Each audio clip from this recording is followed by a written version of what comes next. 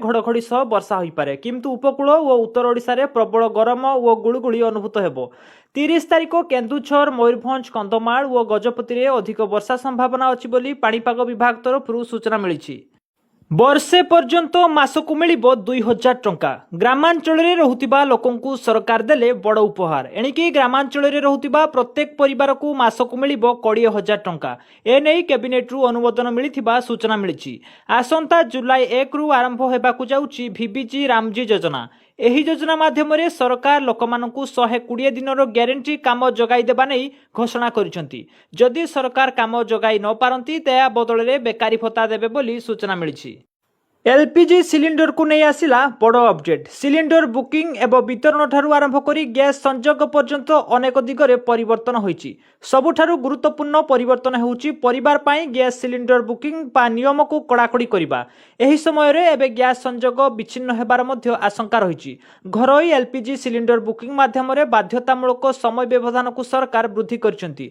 पूर्वरु मात्र 21 दिन पर एक सिलिंडर पुनः बुक करा जाई पारुथिला किंतु वर्तमान सहरांचल रे सर्वनिम्न 25 दिन अपेक्षा अवधि रही। 25 दिन बीतवा पर आपण परवर्ती सिलिंडर बुक करि परिबे। अन्य पक्षरे ग्रामांचल रे 45 दिन पर परवर्ती सिलिंडर बुक करि परिबे। आसंता जुलाई 1 रु बिक्री हेबनी पेट्रोल बाइक। दिल्ली सरकार निजर ड्राफ्ट ईवी पॉलिसी 2026-30 अधीन रे एक बड़ नीतिगत परिवर्तन प्रस्ताव करिसेंती।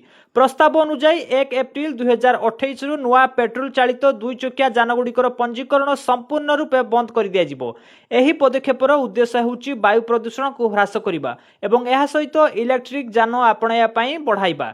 तेबे एहा द्वारा गाड़ी मालिकांक मनरे एक बड़ प्रश्न सृष्टि होउची। जदि दिल्ली रे नुआ पेट्रोल बाइक बिक्री हेबो नाही तेबे कोन पेट्रोल पंप गुड़िक मध्य इंधन जगाण बंद करदेबे कि? स्कूल रे पहुंचबो संशोधित बही। चलित शिक्षा वर्ष पाई प्रत्याहार हेबनी त्रुटिपूर्ण बही। संशोधित पुस्तक रे पाठ पढ़िबे पिला।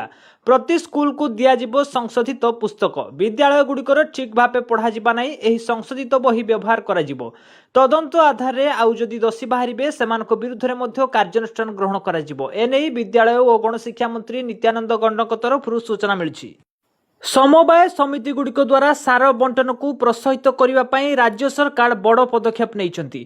42 कोटी टंकार सुध रिहाती योजना को मंजूर करिसेंती राज्य सरकार। राज्यर चाषी मानकु सठिक समय रे सार उपलब्ध कराइबा एवं सेमानकु कला बजार रु रक्षा करिया पई एहा एक बड़ पदक्षेप। समवाय विभाग द्वारा एक नूतन योजनार कार्यकारिता को राज्य सरकार अनुमोदन करिसेंती जहा चाषी मानकु सार बंटन प्रक्रिया को सहज एवं सुगम करिबो। भांगी जीव कि तमिलनाडु सरकार। तमिलनाडु निर्वाचन रे जोसेफ विजय दल टीवी के कमाल करिथिला। जदियो दल बहुमत पाई नथिला किंतु मेंटो सरकार गठन करिछि। विजय सरकार को लोकंक समर्थन मिलुथिबा बेले पराजित दल डीएमके एथिरे खुशी नथिबा कुहा जाउछि। पूर्वतन मुख्यमंत्री एमके स्टालिन नुआ सरकार को नहीं बड़ दाबी करिसेंती। एपरिकी तमिलनाडु राजनीति को नहीं स्टालिन मध्य भविष्यवाणी करिसेंती।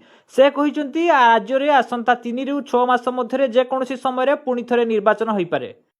आरबीआई रो नुआ प्लान पठेई पारिबेनी 1000 रु अधिक टंका। डिजिटल पेमेंट रे एही समय रे ऑनलाइन फ्रॉड को रखिबा पई रिजर्व बैंक ऑफ इंडिया एक बड़ पदक्षेप नेबाकू जाउची। आरबीआई प्रस्ताव दैछि जे जदि कोनोसी ग्राहक 10,000 टंका रु अधिक ऑनलाइन ट्रांसफर करंती तेबे सही पेमेंट संपूर्ण हेबा पई प्राय 1 घंटा समय लागिबो। देश रे बैंकिंग उद्योग आरबीआई रो एही सुरक्षा पदक्षेप को समर्थन करिथिले मध्ये साधारण जनता को सुविधा एवं वैश्विक समस्या को नै चिंता प्रकट करिछि। भारतीय बजार पाई बंद है Pulsar N125 bike. Bajaj auto एही बाइक रो बिक्री को संपूर्ण रूपे बंद करिछि। कंपनी पक्षरु देशर समस्त डीलर मानकु एही बाइक जकाण बंद करा जाइछि। 2024 अक्टोबर रे लॉन्च होइतिबा एही बाइक बाजार रे 2 वर्ष मध्य पूरण करि पारि नाही। तेबे बाजार रे आनुষ্ঠাनिक रूप बिक्री न हेबा एवं आधुनिक फीचर्स रो अभाव जकु कंपनी एहाकु भारतीय बाजार रु हटाई नेबाकू निष्पत्ति नैछि बोली कुहा जाउछि। एणिकी दशम पिला पढ़िबेनी तृतीय भाषा। सीबीएसई सेशन 2026-27 रु 3 लैंग्वेज पॉलिसी लागू करिया पाए नुआ निर्देशनामा जारी करिछि। एही पॉलिसी वर्तमान रो दशम श्रेणी छात्र छात्री ऊपर लागू हेबो नाही।